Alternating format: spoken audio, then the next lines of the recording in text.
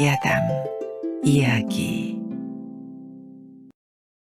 과부마님께 오늘 밤 대줄 수 있는지 사정해 보시오. 그를 부모 덕에 사서오경을 다 배웠으나 집이 가난하여 살아갈 길이 없는 한 선비가 있었습니다.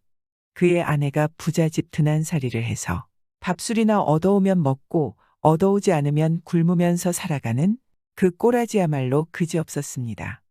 선비는 줄임배를 끌어안고 얼음장같이 차디찬 냉돌에 팽댕이를 치고 앉아서 낮이나 밤이나 글을 읽는 것이 유일한 업이었습니다. 그의 아내는 남 모르게 눈물도 많이 흘렸습니다. 때로는 너무도 악인하고 한스러워 남편을 원망하기도 했습니다. 참 답답하시오. 날마다 책만 들고 앉았으면 거기서 밥이 나오오, 돈이 나오오. 군뱅이도 구르는 재주가 있다는데 당신은 어째 아무 재주도 없단 말이오. 누가 답답한지 모르겠어. 농사를 짓자니 밭이 있어. 장사를 하자니 미천이 있어. 그래 무슨 노릇을 하란 말이여. 선비는 무등맹랑한 기색을 지어 보이며 아내의 말을 받아쳤습니다. 그러자 아내가 다시 말했습니다. 미천이 있으면 장사를 할라오? 라고 하자 선비는 자신만만하게 대답하였습니다. 하고 말고 그게사 못하겠소. 뜻밖에도 선선히 대답하는 남편을 바라보던 아내는 그 길로 자기가 일해주는 주인집 과부마님에게 가서 사정해 보았습니다. 저의 남편이 무슨 장사라도 좀 해보고 싶어 하나. 미천이 없어 못하겠다니 돈이 되든 필육이 되든 장사 미천을 얼마간 대줄 수 없겠는지요. 사정을 듣고 난 과부마님은 뜻밖에도 쾌히 승낙하는 것이었습니다. 그만한 미천이야 대줄 수 있지. 내가 비단을 몇 필 줄 테니 가지고 가서 장사를 해보게 하오. 주인은 선비의 아내를 길게 두고 부리자면 든든히 얼검에 두어야 하겠다고 생각하기 때문이었습니다. 선비의 아내는 명주 10필을 얻어왔습니다. 그러고는 남편에게 주면서 이 명주 10필이 장사 미천이라오. 이걸 가지고 서울로 가서 시골에 없는 물품을 바꾸어 오시오. 그렇게 몇 축하면 설마 본전을 빼고도 장사 미천을 잡을 수 있겠지요. 만약 미천까지 털어먹고 만다고 하면 나는 10년이고 20년이고 한평생 종살이를 면치 못할 거요. 부디 명심하세요. 아내는 남편에게 신신당부를 하면서 서울길을 떠나보냈습니다. 선비는 명주 10필을 등에 지고 며칠 난 며칠 밤을 걸었던지 서울과 영남의 갈림길인 자레모까지 당도하였습니다. 더운 날씨에 짐을 지고 헐헐거리며 올라가노라니 땀은 비오듯 하고 오금은 가타붙는 것만 같았습니다. 꼭대기에 이르렀을 때였습니다. 난데없이 도적놈이 칼을 뽑아들고 크게 호통을 치며 달려내려왔습니다. 내 이놈 거기 섰거라. 그 짐을 썩 내려놓지 않으면 칼의 피맛을 보이겠다. 선비는 넋을 잃고 벌벌 떨다가 간신히 떨리는 목소리로 애걸했습니다. 이 짐은 저희 것이 아니올시다. 이것 빼앗기면 집안 식구들의 목숨을 빼앗기는 것과 같으니 제발 사정을 좀 보아주십시오. 그게 무엇이냐? 명주올시다. 저는 원래 책상물림으로 일을 온전히 배우지 못했지만 농사를 지을래야 밭이 없고 장사를 할래야 미천이 없어 아무 노릇도 못하고 살아갈 길이 없던 차에 저의 아내가 일해주는 주인집에서 이 명주 10필을 꺼주면서 장사 미천을 잡으라고 하는 것입니다. 그러니 이것을 잃어버린다면 식구들의 밥통이 떨어지는 것은 고사하고 저의 아내는 한평생 종살이를 면치 못할 것이 아닙니까? 라며 사정사정하였습니다. 그러자 도적은 아랑곳하지 않고 닥쳐라. 도적놈이 언제 남의 구구한 사정을 돌보아줄 겨를이 있을 것 같냐. 두말 말고 어서 집을 벗어놓아라. 선비는 하는 수 없이 짐을 벗어놓고 얼굴이 까맣게 질린 채 떨기만 하였습니다. 너의 말을 듣건대 경상이 가긍하다만 내가 오늘 꼭 써야 할 일이 있기에 이 명주를 가져가야겠다. 이후에 내가 찾고 싶은 생각이 있으면 나를 찾아오너라. 찾아와 준다면 그때 가서 이 명주를 너에게 도로 돌려주마. 내가 사는 곳은 바람이는 동네여. 내 성은 초상난 사흘이여. 내 이름은 정월 초하루이다. 말을 마친 도적은 비단짐을 가지고 사라져 버리는 것이었습니다.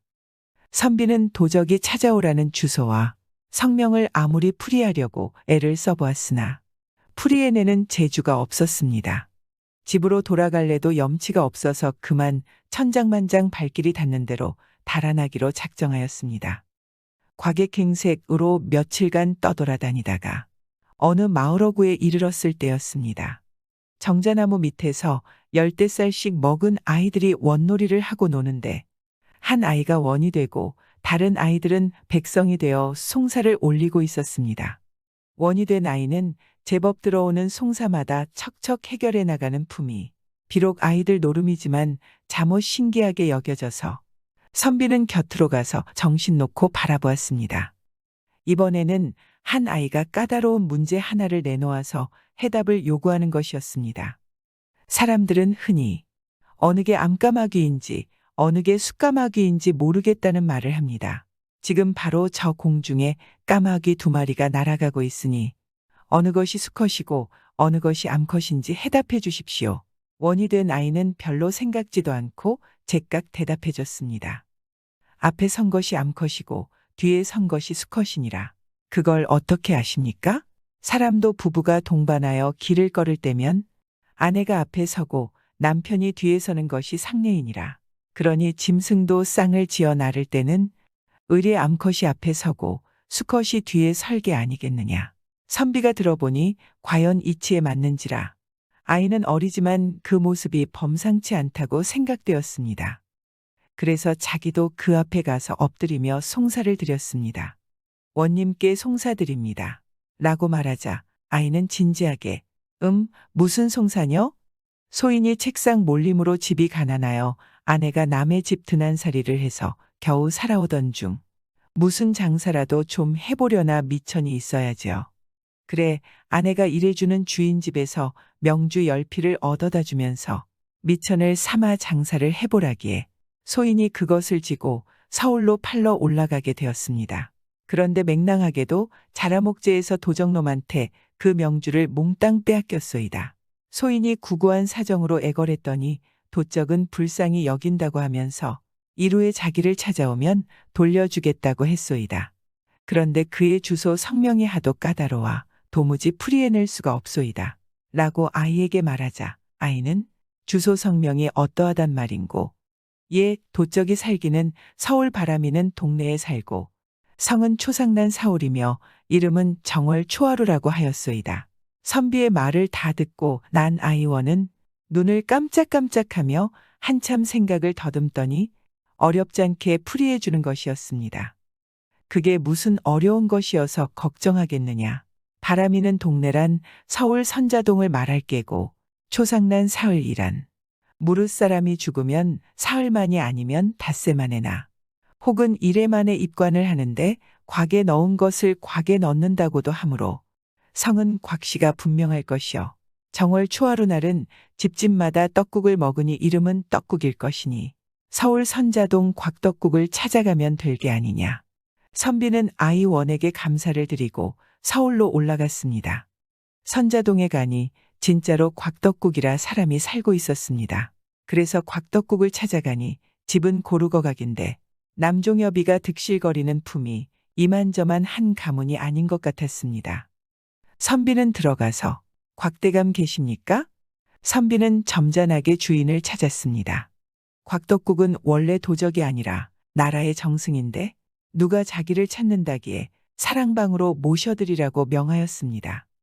선비는 곽떡국 앞에 무릎을 꿇고 앉아서 찾아온 사연을 아뢰었습니다. 주인은 무척 반가워하면서 물었습니다. 내 주소 성명을 어떻게 풀이해서 알게 되었는고 원놀이하는 아이들한테 풀이해서 알았소이다. 하고 선비는 대답했습니다.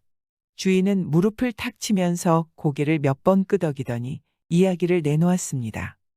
그날 그대의 비단집을 빼앗은 사람은 바로 나요. 나는 일국의 재상으로서 부귀를 겸하고 있지만 혈육이라고는 무남동녀 딸 하나뿐이요. 그래 사위라도 온전한 인재로 골라 삼아서 장차 가문의 명예를 이어가게 하려고 애를 써보았으나 어디 뜻대로 되어야 말이지. 생각다 못해 그런 꾀를 내보았는데 이제야 온전한 인재를 구하게 된 것 같구려. 내 집에 비단이 얼마라도 있으니 10필 대신 15필을 가지고 내려가서 원주인에게 갚아주시오. 그리고 그대는 부인과 함께 그 원노릇하던 아이를 데리고 내 집으로 올라오시오. 그 아이는 내가 사위로 삼고 그대는 나와 의형제를 맺어서 같이 살아갑시다. 이리하여 선비와 그의 아내는 팔자를 고치게 되었고 슬기롭게 총명한 시골 초동은 일국 정승의 사위로 되었는데 뒤에 백성을 잘 다스리는 훌륭한 명관으로 되었다고 합니다. 마님이 힘들어서 여러 첩을 두었는데 결국엔 돈 많고 권세 있는 서울 양반이 어떤 고을에 내려와 응거하고 있었습니다. 처첩 여럿을 했으나 육순에 가도록 일점 혈육 없었으니 매양 속을 태우고 있었습니다. 그러다 하루는 호랑이가 덜미를 덮치는 태몽이 있더니 잉태가 있게 되었습니다. 그런데 이상하게도 세상에 난 아이는 입 하나밖에 없고 그저 둥그란 것이 수수밭머리에서 설이 맞은 떡호박 같았습니다. 자식 중에도 병신 자식에게 더 마음이 간다고 그래도 서울 양반은 그 자식을 금이야 오기야 하면서 키웠습니다. 명성이 자자한 양반 집에서 환갑년의 아들을 보게 되었으니 가금방에 서는 물론이거니와 서울 사람들까지 인사하러 왔습니다. 서울 양반은 반갑기는 하였으나 차마 아이의 추한 용모를 보일 수 없어 그림 잘 그리는 사람을 불러 고운 아이의 화상 한 장을 그리게 하였습니다. 그리고는 찾아오는 손님들 앞에서 그 화상을 내놓으며 말했습니다. 용모는 잘 타고났으나 튼튼하지 못하여 의원을 보이고 있습니다. 화상에 그려진 아이는 세상에 둘도 없이 잘생긴 아이였습니다. 그래서 서울 양반의 아들은 곱기로 천하일색이라고 온 나라에 소문이 자자하였습니다. 하여 얼마 후에는 그 아이의 아름다운 용모가 노래로 엮어져서 각처에서 불리웠습니다. 그랬으니 어린 딸을 가진 대가집마다 은근히 그 아이를 사위로 삼았으면 했습니다.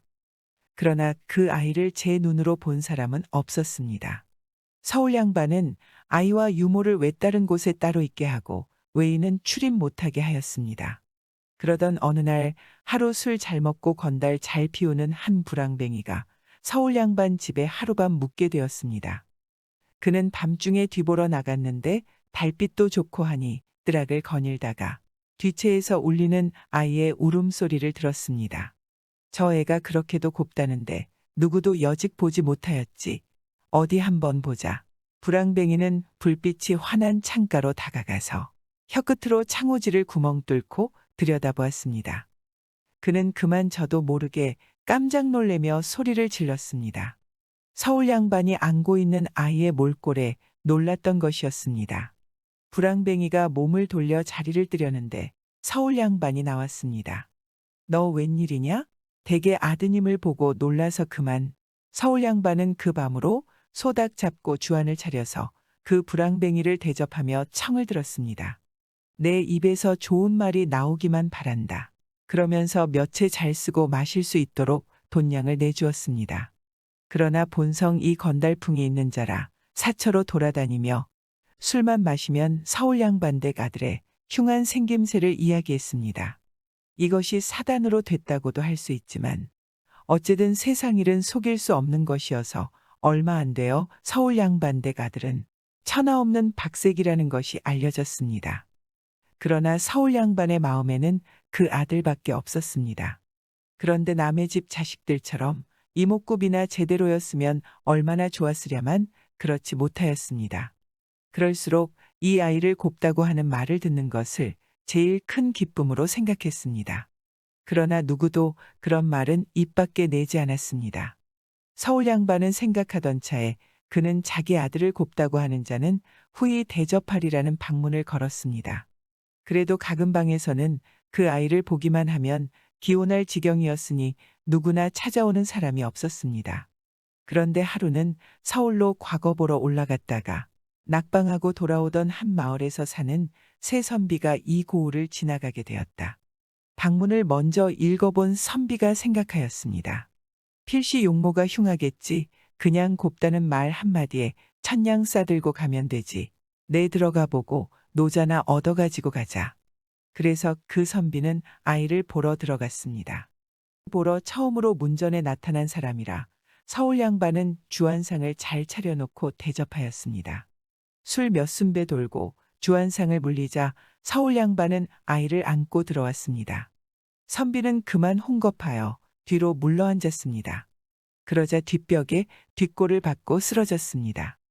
노한 서울 양반은 선비를 묶어 뜰하게 거꾸로 매달아 놓았습니다. 두 번째 선비가 지나가다 방문을 보고 또 아이 보러 들어왔습니다. 그는 뜰하게 거꾸로 매달려 있는 자기 친구를 보고 눈이 휘둥그레서 물었습니다. 자넨 왜 이 모양인가? 라고 놀라며 말하자 매달려 있는 친구가 힘들어하며 말했습니다. 자네도 들어가기만 하면 나 같은 신세를 면하지 못할 거야. 그는 자초지종을 이야기했습니다. 말을 들은 선비는 자넨 정말 얼빠진 녀석이네. 내 들어가 자네를 구할 테야. 라고 하며 주인 양반을 찾았습니다. 그도 술 몇 잔을 마신 다음 아이를 보게 되었습니다. 아무리 마음을 다잡아 먹었으나 너무도 놀라와 눈을 꾹 감고 말았습니다. 서울 양반은 선비에게 물었습니다. 이 아이가 어떻소? 선비는 곱다는 말을 하고 싶었지만 턱이 덜덜 떨려 혀를 놀릴 수가 없었습니다. 그래서 그도 먼저 본 선비 곁에 거꾸로 달아매었습니다. 이번엔 세 번째 선비가 들어섰습니다. 그는 봉변당한 친구들한테서 사실의 전말을 듣고는 과연 못난 것들이다. 말 한마디가 무에 그리 힘들다더냐. 라고 하며 크게 웃더니 안으로 들어갔습니다. 노자가 다 떨어져 온 하루 굶어온 그였으나 여북하면 먼저 친구들이 그랬으랴 싶은 생각이 갑자기 들며 수절이 잘 놀려지지 않았습니다. 그러던 중 주안상을 물리고 서울 양반은 아이를 안고 들어왔다. 선비는 세상 처음 보는 흉한 몰골의 아이라 차마 입이 떨어지지 않았습니다. 보면 볼수록 흉해 보였고 겁이 났습니다. 그래서 선비는 와들와들 떨기 시작했습니다. 서울 양반은 이놈도 다라매라고 호령하였습니다. 그제야 정신을 차린 선비는 말하였습니다. 이 애를 곱다고 할 수는 없습니다. 그러나 그면 세상 일을 통찰할 재상으로 될 겁니다. 그 말에 서울 양반은 하인들을 물리치고 물었습니다. 금방 한 말씀은 무슨 뜻이요? 라며 다그치듯 선비에게 물었습니다. 그러자 선비가 침착하게 말했습니다. 서생은 배운 것이 없지만 사람의 장래를 볼 줄 압니다. 지금 이 아이처럼 미운 사람은 세상에 없지요. 그것은 이 아이의 장래를 아는 자들이 해칠까 봐 이런 추한 탈을 쓴 것이지요. 원컨대 저에게 얼마간 돈량을 맡기시면 부처님께 시주하여 그 나쁜 자들을 없애고 아이의 추한 탈을 벗겨주겠습니다. 서울 양반은 기쁘기가 한량 없었습니다. 그는 소를 잡고 큰 좌석을 베풀었습니다. 이때 선비가 말했습니다. 밖에 달아매온 두 선비는 나의 친구들이온데 우리 셋은 모두 선생 한 분을 모셨기에 모두 대개 아드님의 장래를 알고 있습니다. 라고 말하니 서울 양반은 그래서 그 선비들도 당신처럼 놀라 뒤골을 깨고 턱을 떨었겠구만. 서울 양반은 머슴들을 시켜 그들을 풀어놓고 옷을 바꿔 입히고 의원도 불러 상한 데를 치료하게 했습니다. 새 선비는 진수성찬에 만포식하고 노자까지 얻었습니다.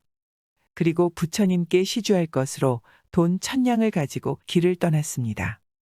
얼마 걷지 않아 고개 밑에 앉아 쉬면서 셋은 이렇게 말하며 웃었습니다. 부처님의 밑구멍 뚜지면 지포레기가 나오는데 무슨 놈의 시주를 올린단 말이야. 우리 셋이서 이 돈으로 다음번 과거 보러 가는 노자로 쓰면 되겠구나. 라면서 다시 한번 호탕하게 웃었습니다. 마지막 선비의 꾀로 새 선비가 노자 돈까지 얻었지만 어떻게 보면 서울 양반 입장에서는 좋았을 것 같습니다. 거짓말이라도 이런 이야기를 한 번이라도 듣는다는 것은 너무나 행복했을 것 같습니다. 제 생각에는 1000냥 이상의 가치 있는 거짓말이 아니었을까요? 의좋은 삼형제를 길들인 3명의 동서들. 옛날 산 좋고 물 맑은 시골에 의좋은 삼형제가 살고 있었습니다. 그들 삼형제는 자라 아내를 맞아들였는데 아내들도 남달리 부지런하고 마음이 또한 비단이어서 집안이 말썽이 생기는 일 없이 각별히 사이좋게 지냈습니다. 명절 때마다 마청은 꼭꼭 두 동생네를 불렀습니다. 그러면 두 동생네도 색다른 음식을 해가지고 가서 새집 식구가 마청네 집에 모여서 한껏 즐기면서 명절을 쇠었습니다. 그러니 아이들도 어른들을 본받아서 콩 한 알이 생겨도 제 혼자 먹지 않고 나누어 먹었습니다. 그런데 술이 거나하게 되면 삼형제가 마주 앉아 하는 말이 이 집안이 이토록 싸움 한 번 없이 화목하게 지내는 건 저들 삼형제가 집안 처사를 잘하고 의좋게 지내기 때문이라는 것이었습니다. 새동서도 처음에는 그저 웃음 속에서 그 말을 들었습니다. 하지만 해년년 세월은 흘러가는데 명절마다 삼형제가 마주 앉아 하는 소리가 그 소리였습니다. 좋은 노래도 3번 들으면 듣기 싫다고 명절마다 하는 소리가 그 소리니 귀에 거슬렸습니다. 어느 날 맞동서는 남편들이 산으로 나무하러 떠나는 것을 보고 지비를 하는 두 동서를 불렀습니다. 내가 오늘 두 동서를 부름은 다름 아니여. 우리 새 집 남편들이 술잔이나 들어가면 밤마다 입에 버릇처럼 하는 말이 이 집안이 화목함은 남편들 때문이라고 하는데 두 동서의 생각은 어떠하오? 맏동서가 이런 말을 꺼내자 둘째 동서도 언제부터 생각하고 있던 차라 지체 없이 그 말을 받았습니다. 물론 큰 아주버님이 집안 처사를 잘하기 때문에 이 집안이 화목합니다. 하지만 큰 아주버님만 처사 잘하고 맏형님이 처사를 잘못한다면 이 집안이 그렇게 화목할 수 있겠나요? 맏형님이 철모르는 우리를 잘 이끌어주고 친동생처럼 보살펴주니 집안이 더욱 화목하지요. 셋째 동서도 둘째 동서의 말이 떨어지기 바쁘게 제 생각을 내놓았습니다. 아무렴요. 남편들이야 모두 한 피줄을 이어받은 친혈육이니까 왜 다 정하지 않겠어요? 하지만 우리야 추하로 보름에도 보지 못하던 새집 가문에서 들어왔는데 맞지 않으면 얼굴 붉히고 싸우지 않을 수 있나요? 우리 새 동서가 내 옳거니 해봐요. 이 집안이 화목한가고요. 도리가 그러할진데 우리 한번 본을 보여 남편들에게 이 도리를 가르쳐줌이 어떠하오? 좋아요. 한 집안이 화목을 도모하는 도리인데 한번 일러주자요. 맏동서의 말에 두 동서가 이구동성으로 찬성에 나섰습니다. 맏동서가 여차여차하면 좋지 않으냐고 물으니 두 동서는 까르르 웃으며 다른 말을 하지 않았습니다. 그날 점심에 둘째 동서가 절구에다 팡팡 잎살을 가루내어 눈덩이처럼 새하얀 서기떡을 하였습니다. 새집 아이들은 전처럼 생각하고 우르르 둘째 동선의 집에 모여와서 꼴깍꼴깍 침을 삼켰습니다. 그런데 둘째 동서는 흰 김이 문문 피어 오르는 떡을 담아서 제 집 아이에게만 주고는 두 집 아이들에게는 떡 반 조각도 주지 않고 빗자루를 들고 집에 가서 제밥이나 먹으라고 내쫓았습니다. 수염이 석자라도 먹어야 한다고 떡을 먹자고 들어와 춤만 삼키던 애들은 떡 한 덩이 주지 않고 빗자루로 내쫓으니 애들은 엉엉 울며 제 집으로 돌아갔습니다. 세 형제는 산에 가서 서로 도우며 나무를 해가지고 형님은 동생의 짐이 무겁지 않으냐 묻고 동생네는 형님의 집을 걱정하면서 보리 저녁 때나 되어서 집에 돌아왔습니다. 또 하루를 의좋게 보낸 것으로 하여 짐이 무거운 줄 모르고 낯에 웃음 띠고 나무짐을 내리웠습니다. 헌데 얼굴에 흐르는 땀을 씻기도 전에 맏형과 셋째 동생네 아이들은 아버지를 보자 엉엉 울며 점심때 작은 집 큰 집에 갔다가 떡 한 덩이 얻어먹지 못하고 쫓겨나온 일을 일러 바쳤습니다. 처음에는 깜짝 놀라 얘가 무슨 말을 하느냐고 도리질하였는데 애들은 엉엉 울며 자꾸 하는 말이 그 말이라 나중엔 그만 마음이 좋지 않았습니다. 더는 참을 수 없었습니다. 저녁에 맏형은 둘째 동생을 불러놓고 전후 사연을 말하며 아내를 단단히 타이르 라고 하였습니다. 헌데 둘째 동생은 아내한테서 무슨 말을 들었는지 형님의 말에 순응하는 대신 그만 성을 버럭 내려 집에 아이나 잘 타이르라는 것이었습니다. 며칠이 지나 어느 날이었습니다. 셋째 동서는 엿을 한가마 다리더니 새하얗게 켠 엿을 제 아이 손에 쥐어주며 아무도 주지 말고 내 혼자 먹으라면서 당부하였습니다. 셋째 동생네 아이는 어머니 말대로 엿을 들고 나가서 짭짭거리고 저 혼자 먹으면서 맏형과 둘째 형네 아이에게는 주지 않았습니다.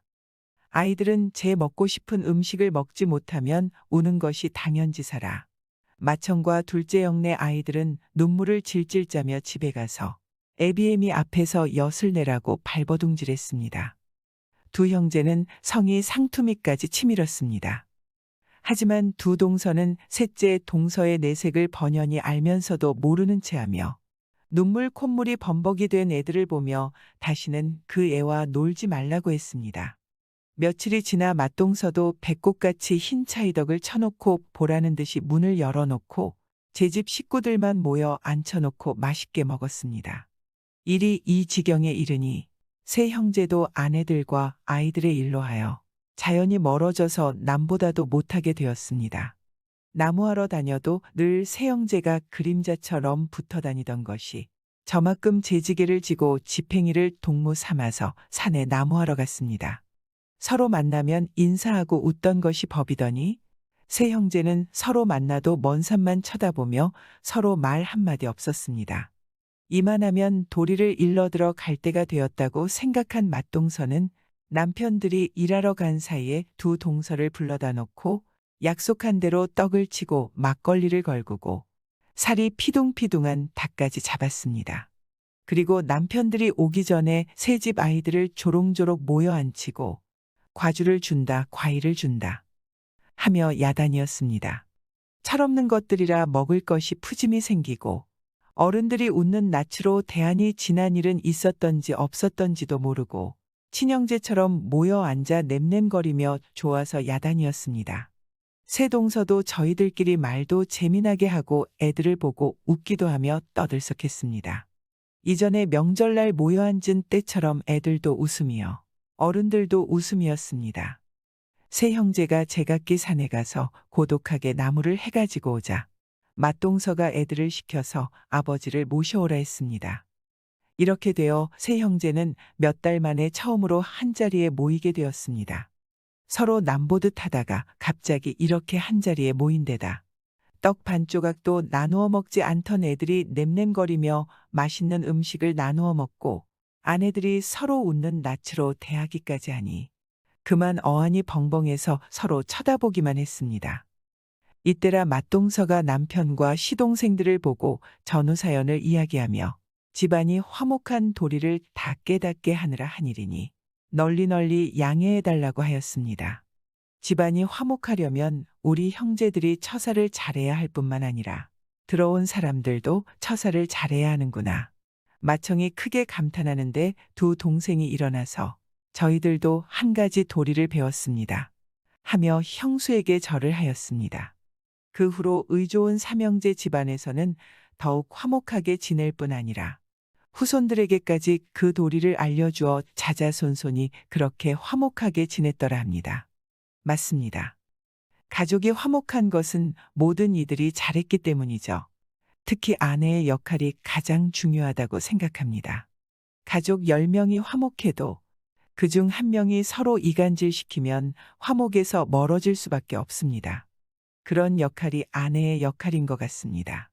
형제들이야 서로 피가 섞였으니 서로에 대해서 잘 알지만 아내들은 모두가 남남인 것을 생각해보면 화목해지기가 어렵다고 생각합니다. 여러분들도 서로 고맙게 생각하며 사셨으면 좋겠습니다. 젊은 부인을 보고 은큼하게 쳐다보며 어여 들어오거라.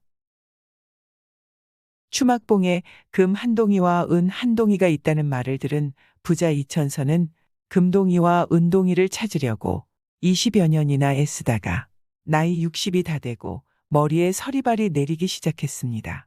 부자 이천선에게는 갖가지 금은보화가 있었지만 마음이 숫덩이 같고 욕심 사나운 그는 금동이와 은동이를 자기 손에 넣으려고 산신령에게 빌고 점쟁이를 찾아다니면서 점도 쳐보고 날마다 추막봉에 가서 사방을 파헤쳤지만 금동이와 은동이는 어디에 묻혔는지 알 길이 없었습니다. 오매불망 그 금동이와 은동이를 찾았지만 날마다 소경이 험막대질할 뿐이었습니다. 그러던 어느 날 저녁이었습니다. 백발이 성성한 노인 한 분이 오동나무집 팽이를 짚고 그를 찾아왔습니다. 자네는 지금 가지고 있는 재산이면 살아갈 수 있으니 추막봉에 와서 금동이와 은동이를 찾지 말게. 이제 다시 추막봉을 파헤치면 좋은 일이 없을 거네. 그 두 동이의 금과 은은 자네 것이 아니네 라고 노인이 말하니 이천서는 백발노인 앞에 무릎을 꿇고 앉으며 물었습니다. 그럼 금동이와 은동이의 임자는 어느 곳에 있나이까? 그러자 노인이 말하길 그 임자는 아직 세상에 태어나지 않았는데 성은 허가요 이름은 득기라고 하네. 그 아이가 자라나 9살이 되면 금동이와 은동이를 찾을 거네. 말을 마치자 백발노인은 연기처럼 사라졌습니다. 너무나 아쉬워 백발노인을 부르다 잠에서 깨고 보니 꿈이었습니다. 며칠 후였습니다. 이부자네 집에 젊은 부부가 찾아와 동냥을 했습니다. 이천서는 꿈을 꾸던 생각이 나서 젊은 부부를 보고 물었습니다. 자네 성은 무엇인고? 소인의 성은 허시올시다. 이부자가 다시 살펴보니 여인은 만삭이었습니다. 부자는 엉큼한 마음을 품고 웃으며 젊은 부부를 대하였습니다. 집 없이 밥동량을 다니는 자네들의 신세가 참 가엾네. 젊은 부인이 만삭인데 다른 곳에 가지 말고 행랑채에 있게나. 너무도 뜻밖의 일이라 젊은 부부는 눈물이 그렁하여 이부자에게 연신 고맙다며 말했습니다. 은혜 백골란망입니다. 골뱅이처럼 집을 등에 지고 다니는 사람이 어디에 있겠나. 자 어서 들어가세. 이리하여 허신의 부부는 이천선부잔의 사랑채에 살게 되었습니다. 얼마 후 허씨의 아내가 해산하였는데 애의 이름 때문에 궁금해한 부자는 마누라를 보내서 애의 이름을 알아오라 하였습니다. 한참 만에야 돌아온 마누라는 부자에게 애의 이름이 득기라고 말하였습니다. 그 말을 듣자 부자는 그럼 그렇겠지 하며 무릎을 쳤습니다. 주야장천 흐르는 세월은 흘러흘러서 득기가 세상에 태어난 지도 9년이 되었습니다. 허신의 부부는 외아들을 데리고 부자의 후한 보살핌으로 그럭저럭 끼니를 굶지 않고 살아갔습니다. 어느 하루 허신은 부자 집 문 앞을 지나다가 우연히 안에서 들려오는 말소리에 걸음을 멈추고 귀를 기울였습니다. 여보 마누라, 올해는 저 행랑채에 있는 허간의 9년 빚을 몽땅 받아드리겠으니 마누라는 내 솜씨나 보구려. 라고 말하자 부인은 무슨 소리 하는지 모르겠다는 표정으로 아니 털면 먼지뿐인 그 녀석들이 어떻게 9년 동안이나 진 빚을 단번에 갚는단 말이에요. 허허허.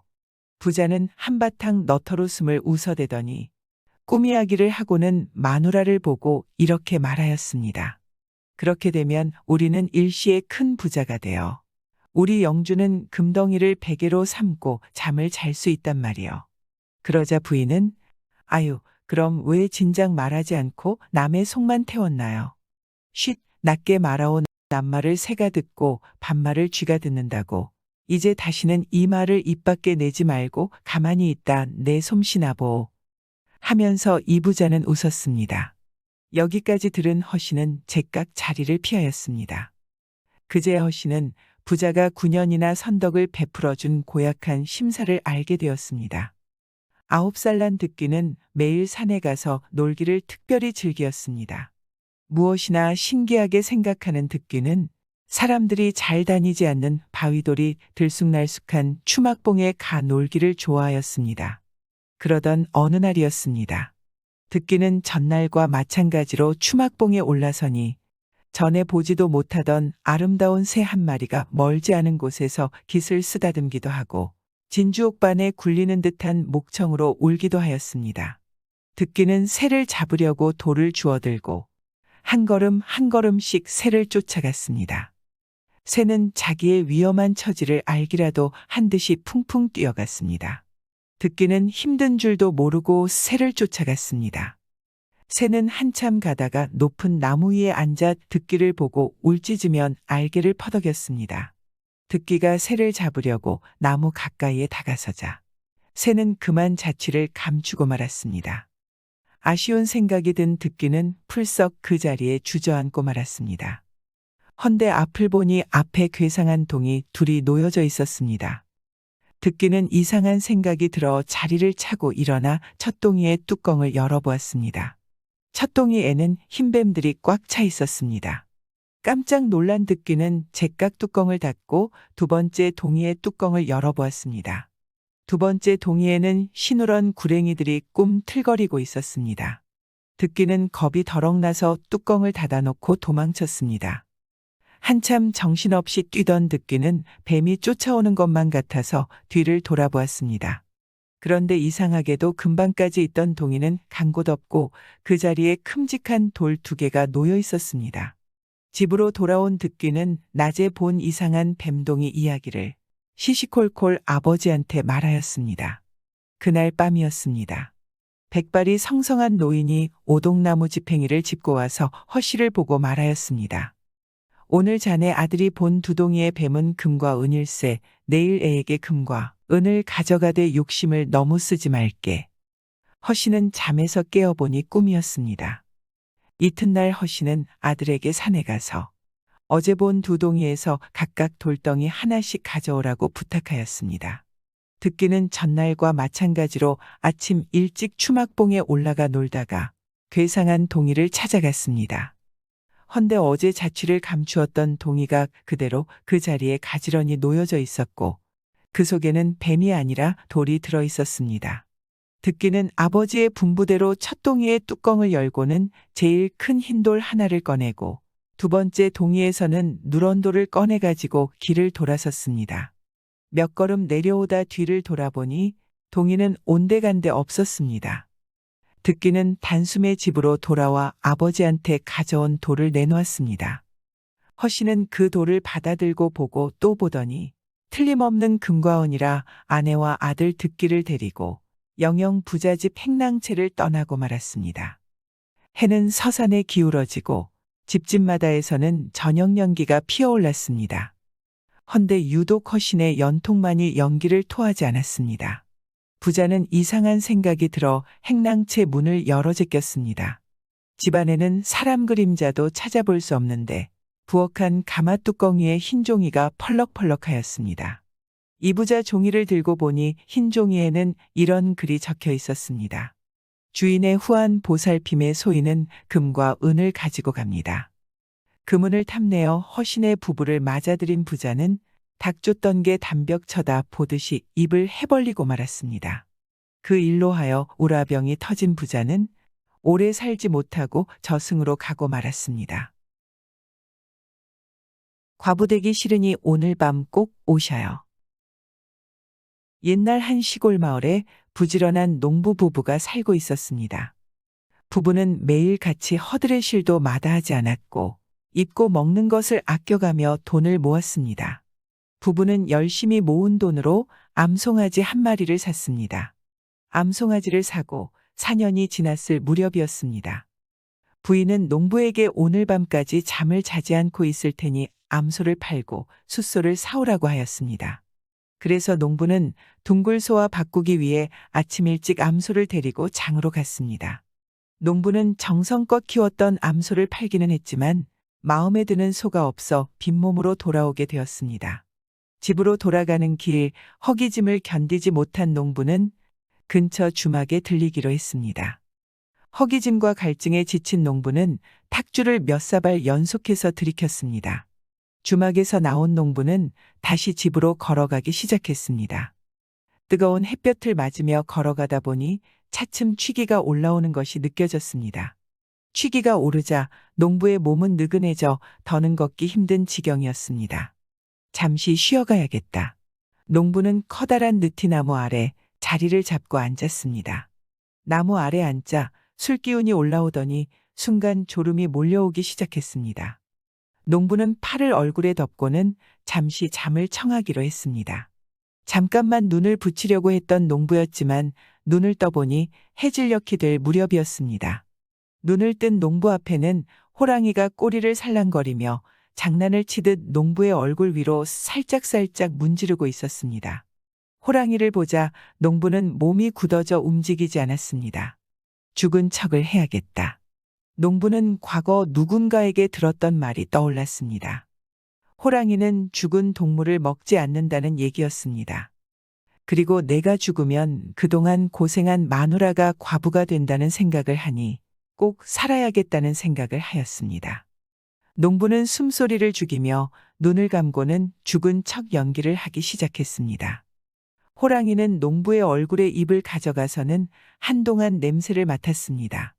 농부의 얼굴을 살피던 호랑이가 개울가로 몸을 돌렸습니다. 개울가로 도착한 호랑이는 꼬리를 물에 담갔습니다. 호랑이는 물기로 축축해진 꼬리를 농부의 얼굴에 흔들었습니다.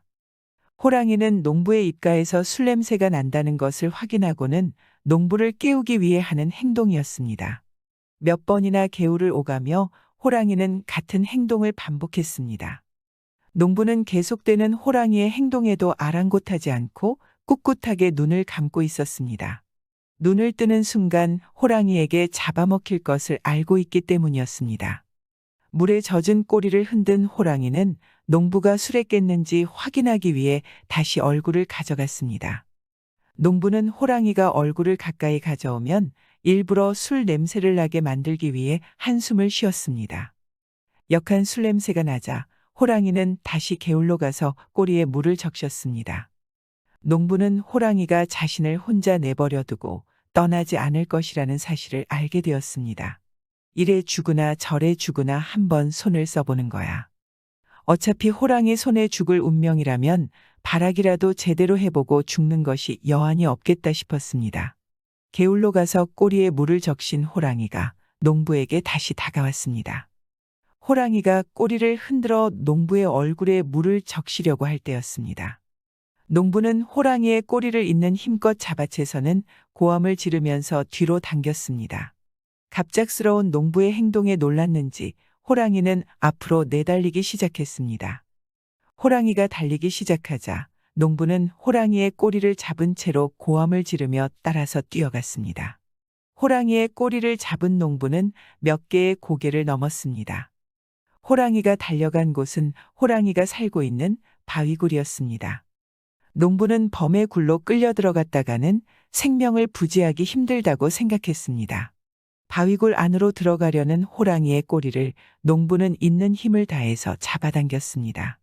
농부가 꼬리를 당기자 호랑이는 굴 안으로 들어가기 위해 안간힘을 다했습니다. 호랑이는 어두운 굴로 들어가기만 하면 농부를 제압하는 건 식은 죽 먹기라고 생각했기 때문이었습니다. 호랑이와 농부의 힘싸움이 이어지는 가운데 앞으로 달려나가려고 악을 쓰던 호랑이가 뾰족하고 나온 돌에 코밑 가죽이 그만 찢어지고 말았습니다. 코밑 가죽이 찢어진 호랑이는 굴로 들어가기 위해 안간힘을 썼습니다. 그럴수록 농부의 손에는 힘이 더욱 강하게 들어갔습니다.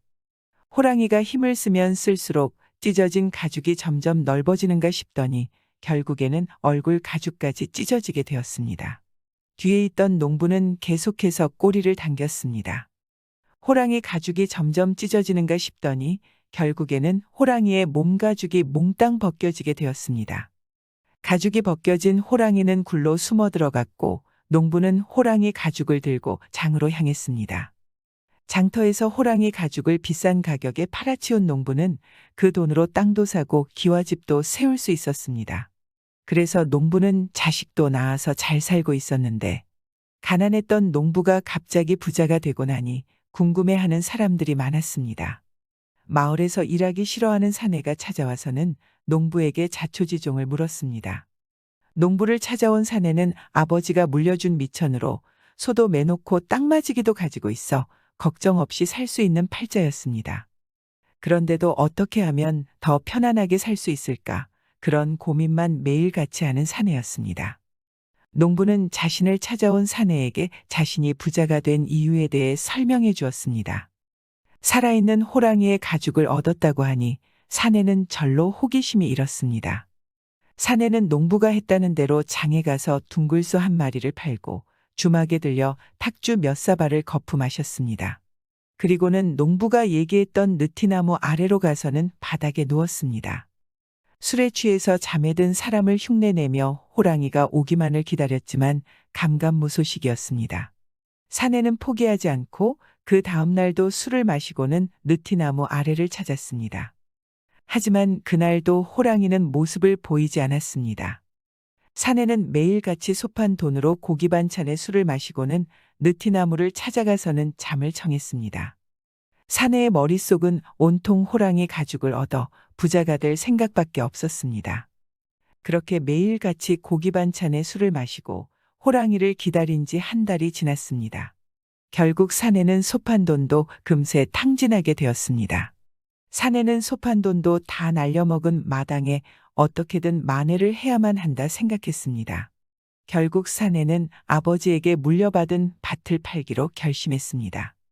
역시나 밭을 판 돈으로 매일 술을 마시기 시작했고 여전히 호랑이는 모습을 보이지 않았습니다. 그리고 밭을 판 돈이 미천을 보일 때였습니다. 그제야 호랑이가 사내의 앞에 모습을 드러냈습니다.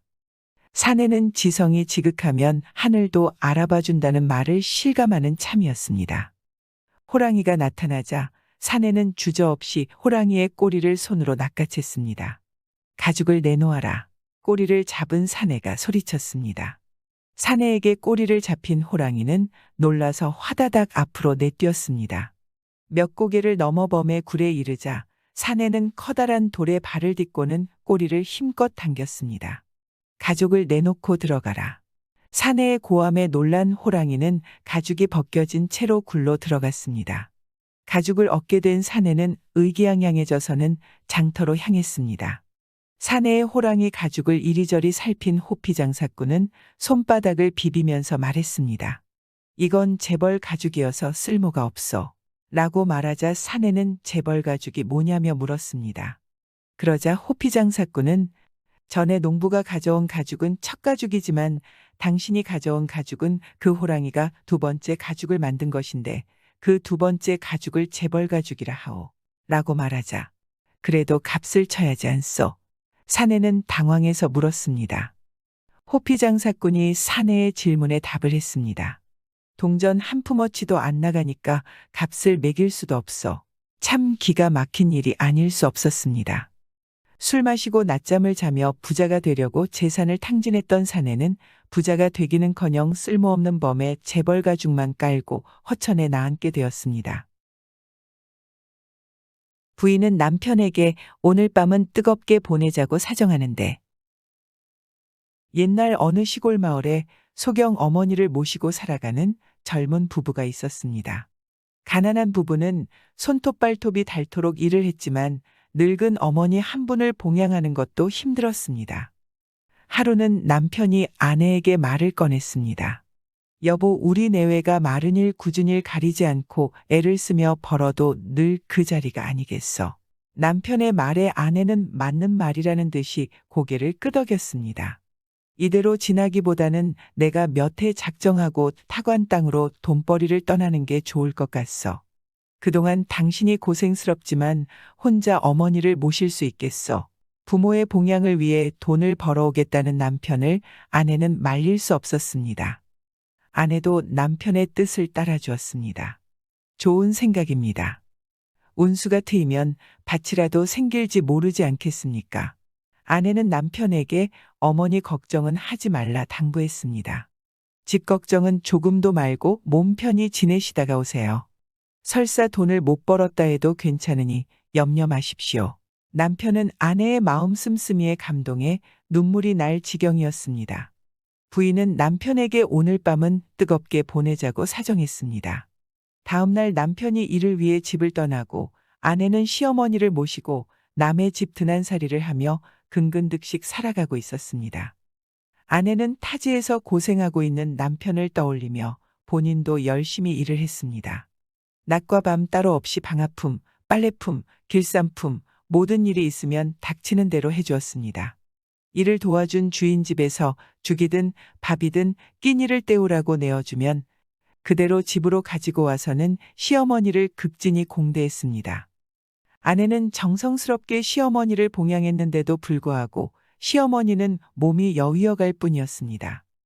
건강이 나빠진 시어머니는 결국 바깥 출입도 하기 힘들 정도까지 되었습니다. 시어머니에 대한 걱정으로 아내의 근심은 태산 같았습니다. 더군다나 집에 남편까지 없으니 이 일을 어떻게 하면 좋을지 아내는 막막한 심정이었습니다. 약을 쓰고 싶어도 돈을 융통할 데가 없으니 답답할 따름이었습니다. 남편을 어떻게 본단 말인가. 아내는 혹시나 시어머니에게 무슨 일이라도 생긴다면 이루의 남편을 무슨 면목으로 볼 수 있을지 참담한 심정이었습니다. 아내는 앞을 보지 못하는 시어머니 앞에 앉아서 홀로 말없이 눈물을 흘리고는 했습니다. 부탁드립니다. 어머니 건강하셔야 해요. 아내는 시어머니의 손을 잡고 속으로 기도를 하고는 했습니다. 아내는 이 사람 저 사람을 찾아다니며 시어머니의 병에 좋은 약이 무엇인지 찾으려 애를 썼습니다. 다수의 사람들이 몸이 허약한 체질에는 지렁이가 좋다고 써보라 권하기도 했습니다. 아내는 지렁이가 허약한 사람에게 좋다는 말에 눈이 번쩍거렸습니다. 돈도 들이지 않고 보신약을 쓸 수 있는 것은 많지 않았기 때문이었습니다. 그날부터 아내는 지렁이를 잡으러 집을 나섰습니다.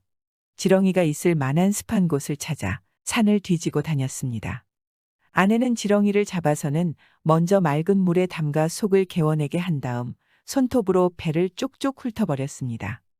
그 후에는 깨끗하게 씻어서 뽀얀 국물이 우러날 때까지 끓여서는 시어머니의 상에 올려주었습니다. 시어머니에게 드리기 전 아내는 정성 들여 끓인 지렁이 국물을 먼저 맛을 봤습니다.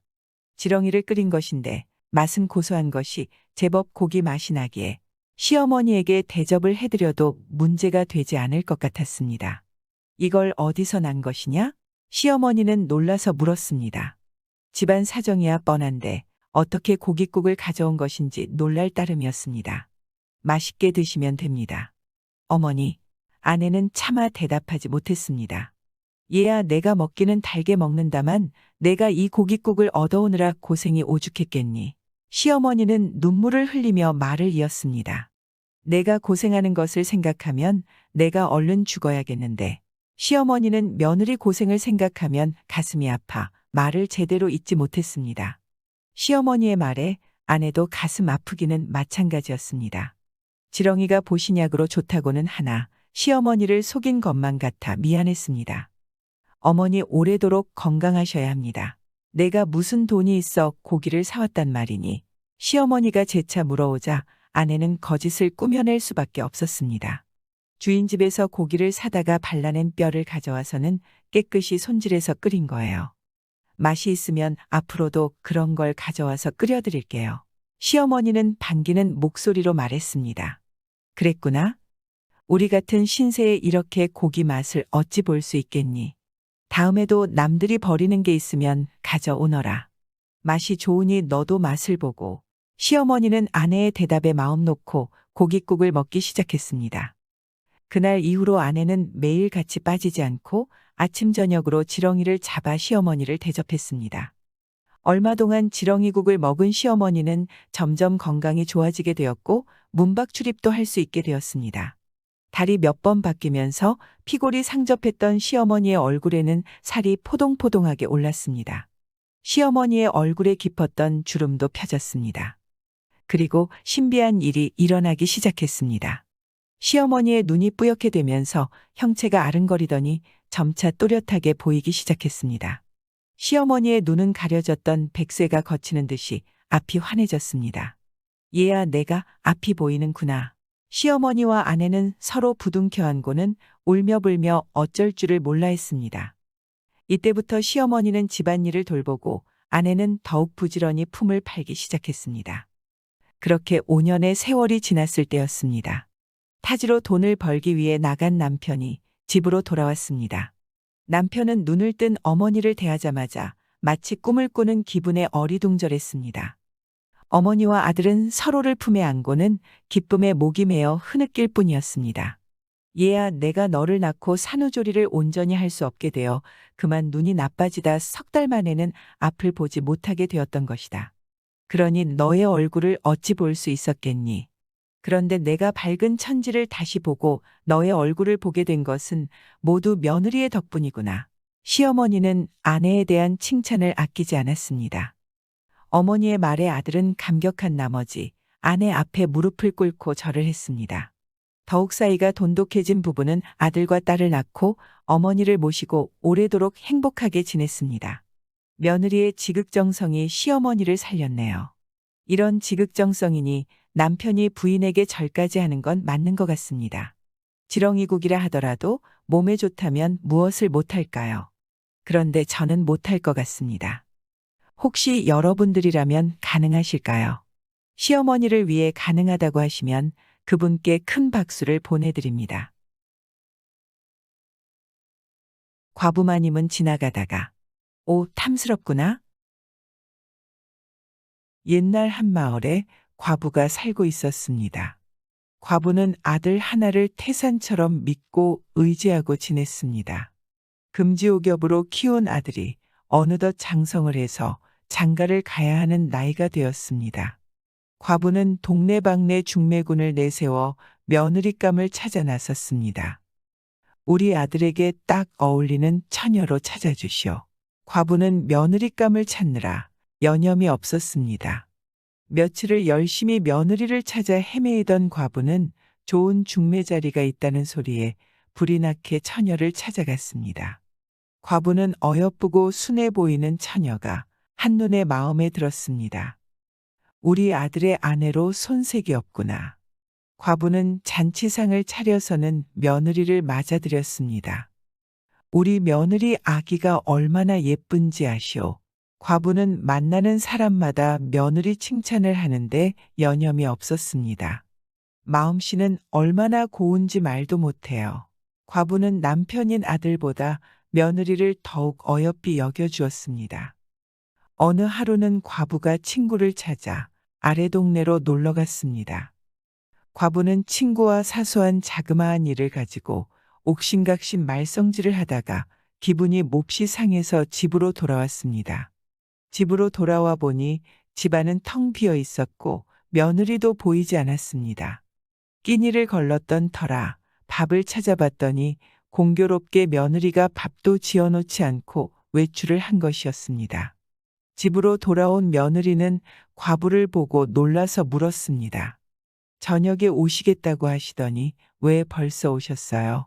과부는 가뜩이나 머리 꼭대기까지 성이 차올랐던 차에 며느리의 질문을 들으니 화가 치밀어 놀라 참을 수가 없었습니다. 내가 내 집에 온 것도 잘못이냐?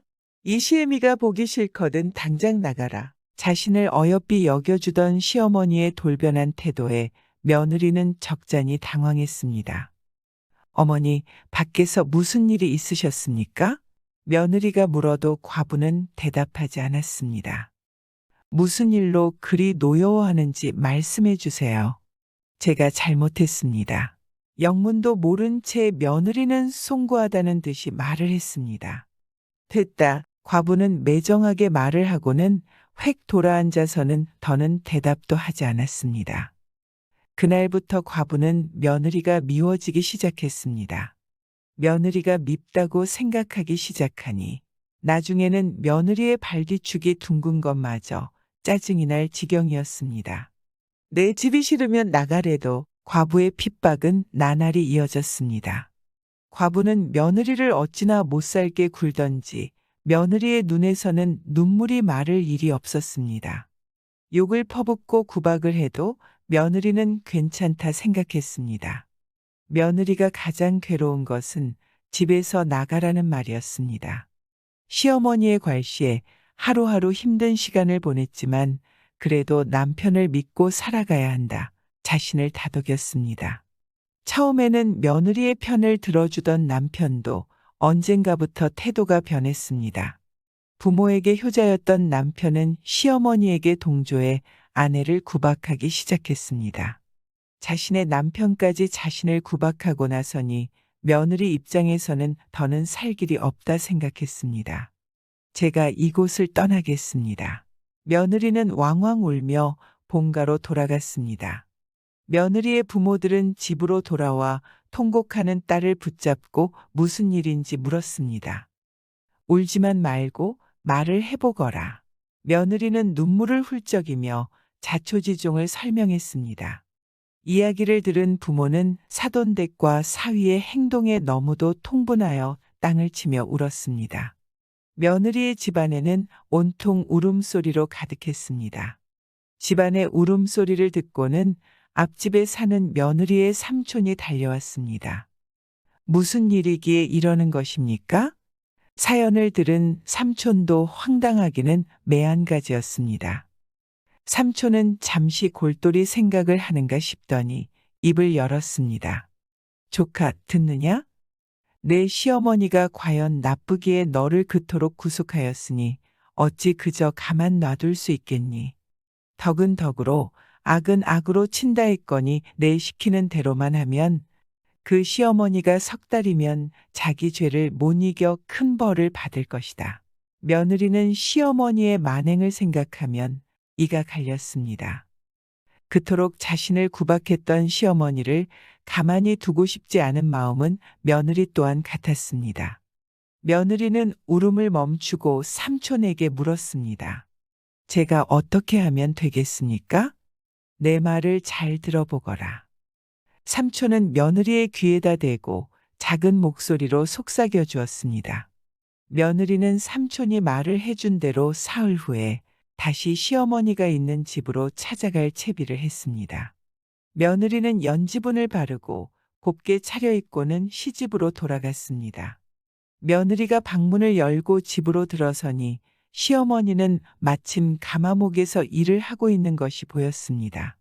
며느리는 삼촌이 시킨 대로 코가 닿도록 허리를 굽히며 얌전한 목소리로 시어머니에게 공손히 인사를 드렸습니다. 어머니, 그간 기체강령하셨나이까? 인사를 마친 며느리는 옷을 갈아입고는 시어머니더러 어서 들어가 쉬라고 했습니다. 밤이 되면 시어머니의 이부자리를 펴드리고 이웃집에 군일이 있어 갔다 오면 시어머니가 즐겨하는 음식들을 챙겨다 드렸습니다. 시어머니는 며느리가 너무도 공손하게 자신을 받들어주니 마음이 점차 변해갔습니다. 이웃집을 나가 보아도 자신의 며느리처럼 인사범절이 있는 며느리가 없고 남편과 시어머니를 이토록 공대하는 며느리가 없었습니다. 시어머니도 마음을 바꿔 며느리를 아끼고 사랑하는 것이 친딸보다 더 극진했습니다. 이러는 사이 어느덧 며느리가 집으로 돌아온 지 석 달이 지났습니다. 삼촌이 말씀한 시어머니가 벌을 받을 날이 하루밖에 남지 않았습니다. 어머니, 제가 본가에 볼 일이 있어서 그러는데 다녀와도 되겠습니까? 그럼 어서 다녀오너라.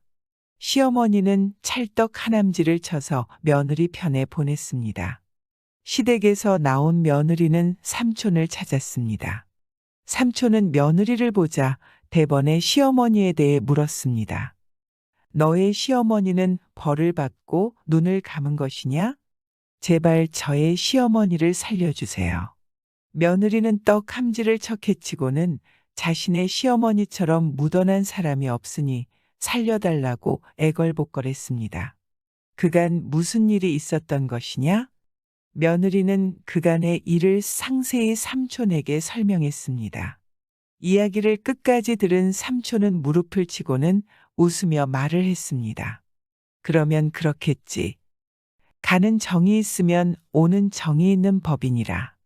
내가 너에게 말한 그 석 달은 너와 시어머니가 서로 화해하는 석 달이지. 너의 시어머니가 화를 입는 석 달이 아니니 걱정 말거라. 삼촌의 말에 근심으로 가득했던 며느리의 얼굴에는 환한 웃음꽃이 피어났습니다. 구독과 좋아요, 알람 설정은 사랑입니다.